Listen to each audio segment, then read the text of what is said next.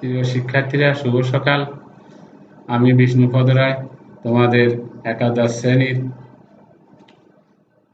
সিলেবাসের অন্তর্ভুক্ত যে কবিতাটা আছে সেই কবিতাটা আলোচনা করব। প্রথমে কবিতাটার নাম বলছি তোমাদের সামনে। ফেব্রুয়ারি 1969, কবি শামসুর রহমান। কবিতাটি কবি পরিচিতি, বিষয়বস্তু এবং কবিতার লাইনের ব্যাখ্যা পর্যায়ক্রমে তোমাদের সামনে আমি আলোচনা করব। প্রথমে কবির পরিচিতি তোমাদেরকে বলছি। কবির জন্ম 1929 সালের 23শে অক্টোবর ঢাকার মাহুতটুলিতে। তার পিতার নাম মোখলেছুর রহমান এবং মাতার নাম আমেনা খাতুন। কবির শিক্ষা জীবন সম্পর্কে তোমাদের সামনে উপস্থাপন করছি। কবি 1945 সালে ঢাকার এগোজ স্কুলে প্রবেশিকা পরীক্ষা উত্তীর্ণ হয়ে ইন্টারমিডিয়েট 1947 সালে ঢাকা কলেজ থেকে পাশ করেন। এরপর কবি বিএ অনার্স সহ MA ডিগ্রি লাভ করেন ঢাকা বিশ্ববিদ্যালয় থেকে। কবি দৈনিক নিউজ মর্নিং পত্রিকার সম্পাদক ছিলেন। কবি দৈনিক মর্নিং নিউজ পরবর্তীতে সাংবাদিকতা করেন।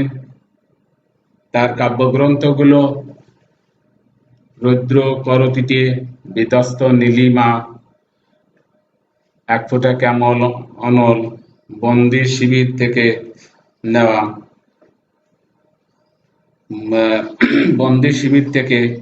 প্রভৃতি কাব্যগ্রন্থ উল্লেখযোগ্য। তিনি এছাড়াও কিছু প্রবন্ধ, উপন্যাস এগুলো লেখে সাহিত্যে জনপ্রিয়তা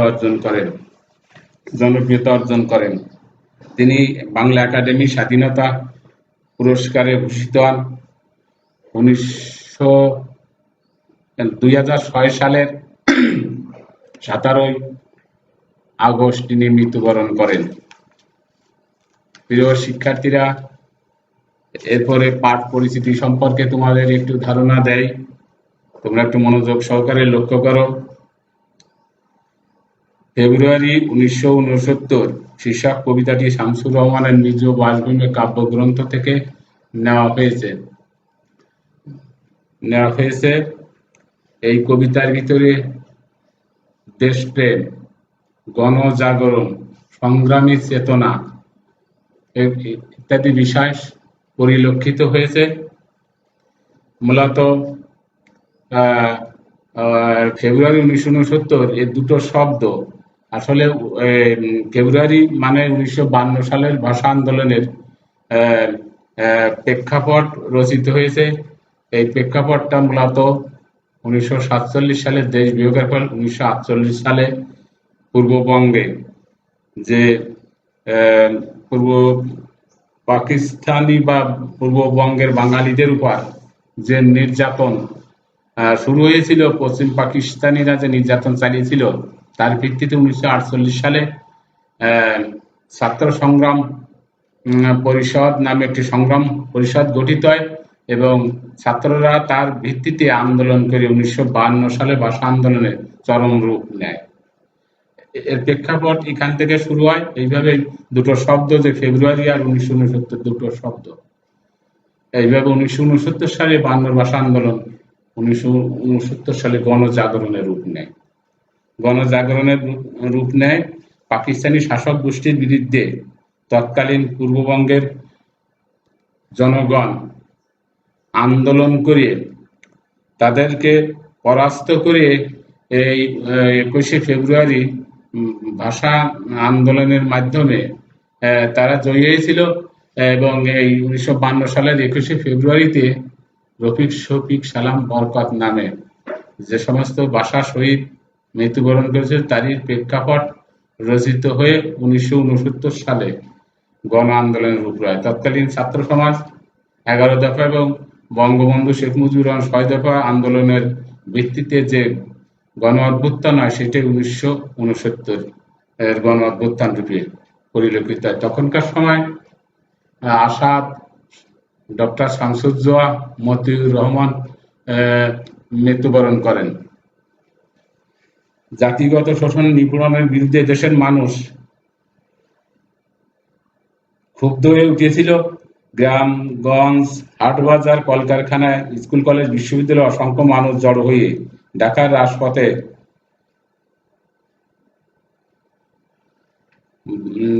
তাদের দাবি দাবা আদায়ের লক্ষ্যে এক হয়েছিল এবং এভাবে মানুষ জড়ো হয়ে ঢাকার রাজপথে জড়ো হয়ে 1969 সালে যে আন্দোলন করেছিল সেই আন্দোলনের প্রেক্ষাপটই এ কবিতার মূল পটভূমি। কবি এ কবিতার ভিতরে গভীর মমতা ও দরদ দিয়ে মানুষের আত্মদানকে মূর্ত করে তুলেছেন। প্রিয় শিক্ষার্থীরা, তোমরা পাঠ পরিচিতি, লেখক পরিচিতি এগুলো আলোচনা করলে তোমরা বুঝতে পারবে, জানতে পারবে যে কিভাবে মানুষের আত্মত্যাগের বিনিময়ে একটা ভাষার জন্ম হয়।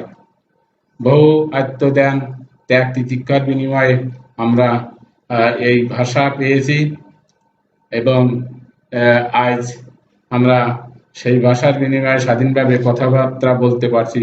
সেই বিষয়গুলো এই কবিতার চরণে কবি শামসুর রহমান সেই শহীদদের আত্মত্যাগের কথাগুলো অত্যন্ত দরদ দিয়ে, মমতা দিয়ে প্রকাশ করেছেন।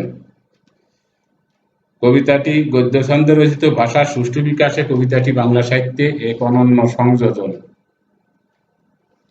এরপরে আমি কবিতাটিতে তোমাদের শিক্ষার্থীরা কবিতার লাইনগুলো পড়ে তোমাদেরকে ব্যাখ্যা করিয়ে বুঝিয়ে দিব। আমি কবিতার লাইনের ব্যাখ্যাগুলো তোমাদের সামনে বলছি, কবিতার আলোচনা করি। দেখো, প্রথমে আবার ফুটিয়েছে দেখো কৃষ্ণচূড়া, থরে থরে শহরের পথে কেমন নিবিড় হয়ে, কখনো মিছিলে, কখনো বা একা হেঁটে যেতে যেতে মনে হয় ফুল নয়, ওরা শহীদের ঝলকিত রক্তের বুদবুদ, স্মৃতিগন্ধে ভরপুর। অর্থাৎ কি বুঝাচ্ছে এগুলোর ভিতর দিয়ে শিক্ষার্থীরা তোমরা একটু লক্ষ্য করো।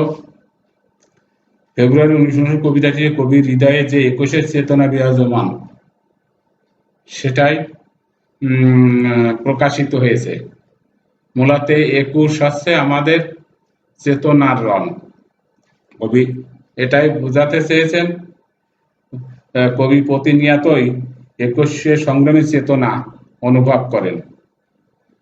21 যায়, 21 আসে, আবার কৃষ্ণচূড়ার ডালে রক্তের মতো লাল হয়ে ওঠে ফুলিয়ে ফুলিয়ে।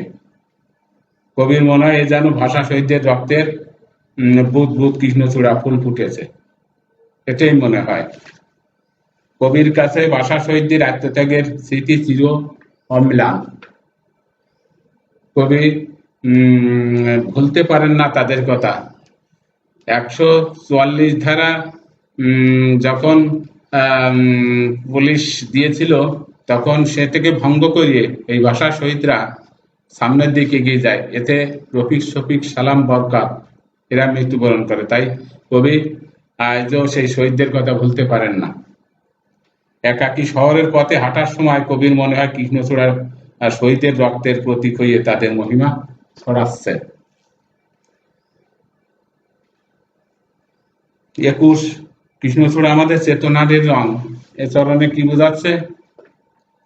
বাঙালি জাতি যুগে যুগে বহু বিভাষী ও বিজাতি দ্বারা শোষিত হয়েছে। অবহেলা বঞ্চনার শিকার হয়েছে, এভাবে প্রতিবাদ করেছে, কিন্তু মায়ের ভাষার উপর আঘাত তাদের সহ্য করেনি। প্রতিবাদে তারা ফেটে পড়েছে, বাংলাকে রাষ্ট্রভাষা করার দাবিতে রাজপথে মিছিল করেছে, 144 ধারা ভঙ্গ করেছে, অপরাধে পুলিশ সেই মিছিলে নির্বিচারে গুলি চালিয়েছে। ফলে এ দেশের মানুষের বুকের রক্তে রাজপথ রঞ্জিত হয়েছে। আন্দোলন সংগ্রামের সফলতা 21 বাঙালির চেতনার রঙ ও প্রেরণার উৎস হয়ে উঠেছে। এ রঙের বিপরীতে আছে অন্য রং, যে রং লাগে না ভালো চোখে, যে রং সন্ত্রাস আনে। প্রাত্যহিকতার আমাদের মনে সকল সন্ধ্যায় এখন সে রং ছেয়ে গেছে পথ ঘাট, সারা দেশ ও ঘাতকের শুভ আস্তানায়। তাহলে এগুলো আমরা কি বুঝতে পারলাম প্রিয় শিক্ষার্থীরা, যে বিদেশিরা বহুবার আমাদের এই দেশকে শোষণ করেছে এবং সেগুলোর প্রতিবাদ করার জন্য আমাদের দামাল ছেলেরা বারবার প্রতিবাদ করেছে, আন্দোলন করেছে, সংগ্রাম করেছে এবং সংগ্রামের মধ্য দিয়ে তারা জয়ী হয়েছে। এবং সেই অবহেলা এবং মিথ্যা, অন্যায়,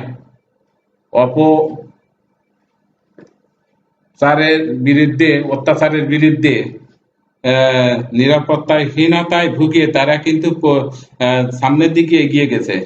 কবির প্রিয় দেশ আজ মনে হয় অশুভ ছায়া বিস্তারকারী অশুভ শক্তির বাহক।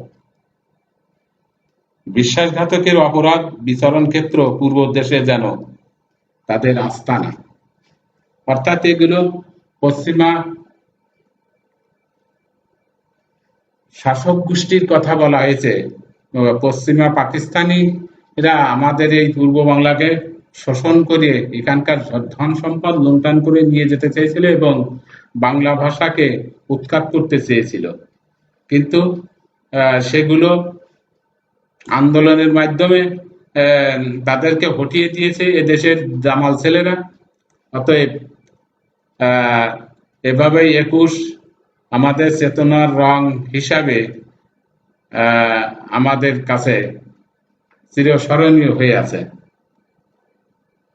আমি আর আমার মতোই বহু লোক রাত্রি দিন ভুলণ্ঠিত ঘাতকের আস্তানায়, কেউ মরা, কেউ আধমরা, কেউ বা ভীষণ জেদি, দারুণ বিপ্লবে ফেঁকে পড়া চতুর্দিকে মানবিক বাগান, কমল বন হচ্ছে তছনছ। কবি এবং কবির মতো যারা আছেন তারা প্রতিনিয়ত সেই বিশ্বাসঘাতকের কালো থাবার নিচেই বসবাস করছে। কেউ কেউ তাদের অত্যাচারে নির্যাতনে মৃত্যুবরণও করছে। কেউ মুমূর্ষ, আবার কেউ ভীষণ জেদি প্রতিবাদ করছে, বিপ্লব বিদ্রোহ করছে ঘাতকের অন্যায় আর অত্যাচারের বিরুদ্ধে। কবির চারিদিকে মানবিক সবকিছুই নষ্ট হচ্ছে, অশুভ শক্তির দাপটে ফুলের মতো সাজানো মানুষের সংসার, পরিবেশ সবকিছু তছনছ হয়ে যাচ্ছে। বুঝি তাই 1969 আবার সালাম নামে রাজপথে শূন্যে তোলে ফ্ল্যাগ, বরকত বুক পাতে ঘাতকের খাবার মুখে। কবির মনে মনে ভাবেন 69 সালে আবার সেই 21 চেতনা ফিরে এসেছে। 21 যেন বারবার ফিরে আসছে, যে সেই 144 ধারা ভেঙে রাজপথে নেমেছিল ঘাতকের নখত্তাবার সামনে যেমন বুক পেতে দিয়েছিল, আর সেই চেতনা যেন আবার ফিরে এসেছে। আমি আগেই বলেছি যে কবিতাটিতে দুটো শব্দ পরিলক্ষিত হয়েছে, ফেব্রুয়ারি 1969। ফেব্রুয়ারি বলতে 1952 সালের 21 ফেব্রুয়ারি, এইটে দানা বেঁধে রূপ নিয়েছে 1969 সালে। বিভিন্ন সময় বিভিন্ন ঘাতকদের চাপ এসেছে, সেইগুলো পরাস্ত করার জন্য ছাত্র জনতা কাঁধে কাঁধ মিলিয়ে তারা আন্দোলন করিয়ে তাদেরকে পরাস্ত করেছে। যখনই 69 আসছে তখনই কবিতা চরণের ভিতরে সেই 1969-এর কথা যখন কবি চিন্তা করে, তখন মনে হচ্ছে 1952 সালে যে ভাষা শহীদরা প্রাণ দিয়েছিল, এটাই যেন তারই প্রতিরূপ। এভাবেই 1952 সালের ঐতিহাসিক সেই ভাষা আন্দোলনের ক্রমধারায় অধিকার সচেতন হয়ে ওঠা মানুষ আজ 69 ব্যাপক গণ অভ্যুত্থানের মাধ্যমে সামনের দিকে এগিয়ে যাচ্ছে এবং শোষকদের ভিত নড়িয়ে দিয়েছে এই আন্দোলনের মাধ্যমে। সালামের চোখ আজ আলোচিত ঢাকা, সালামের মুখ আজ তরুণ শ্যামল পূর্ব বাংলা। অর্থাৎ সেদিন সালামের চোখে মুখে মাতৃভাষার মর্যাদা রক্ষার জন্য যা কিছু করণীয় সেইগুলোই প্রতিষ্ঠার জন্য সচেতনতা এবং আবার ফিরিয়ে এসেছে সেই ফেব্রুয়ারি 1969। তাই তো সালামের চোখে ঢাকা আজ উজ্জ্বল।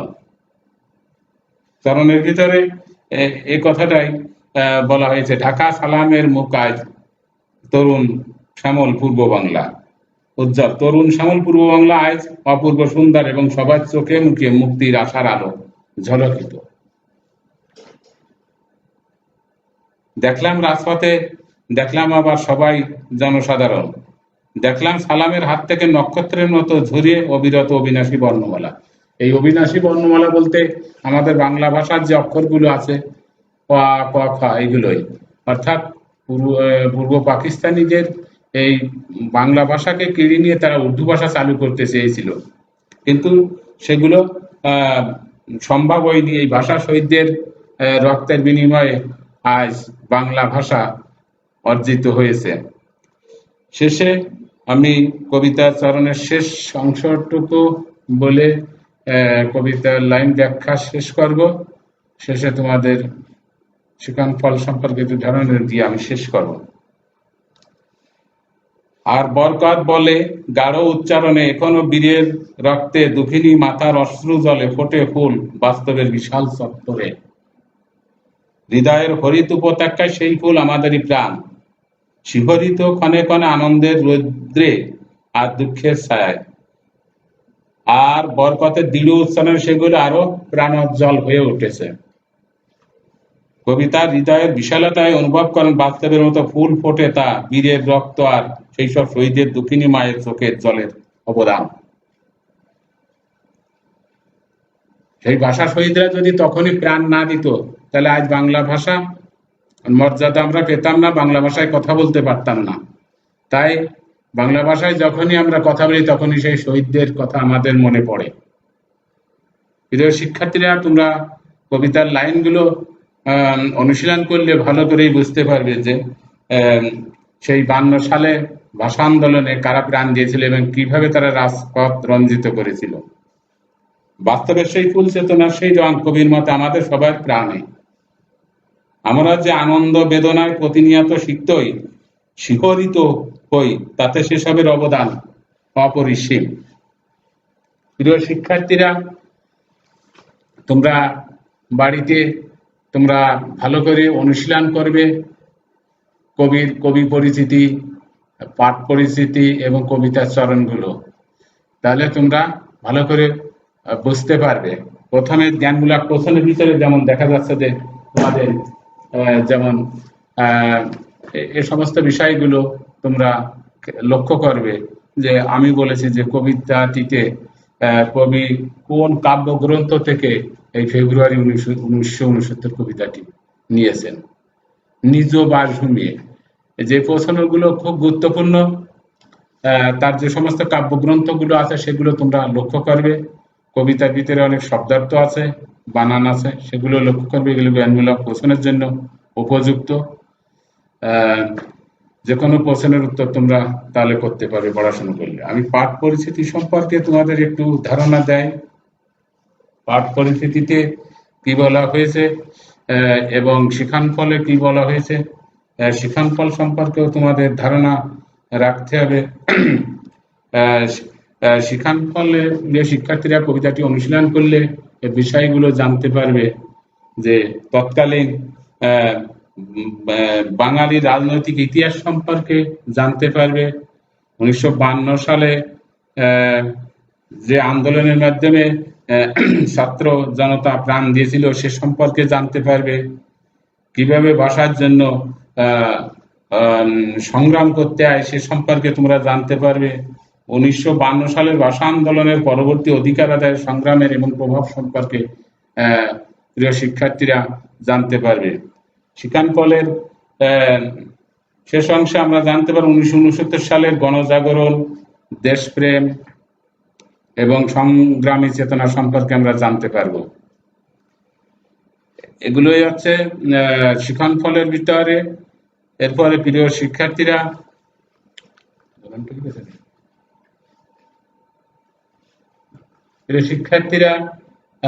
তোমরা ভালো করে পড়াশোনা করবে। পরবর্তীতে আমি তোমাদের আলোচনা করব পরবর্তী ক্লাসে সৈয়দ শামসুল হকের নুরুল দিনের কথা মনে পড়ে যায়, এই কবিতাটি আমি আলোচনা করব। তোমরা কবিতাটি ভালো করে বাড়িতে প্র্যাকটিস করবে, অনুশীলন করবে, তাহলে আমি আলোচনা করার সময় তোমরা ভালো করে বুঝতে পারবে।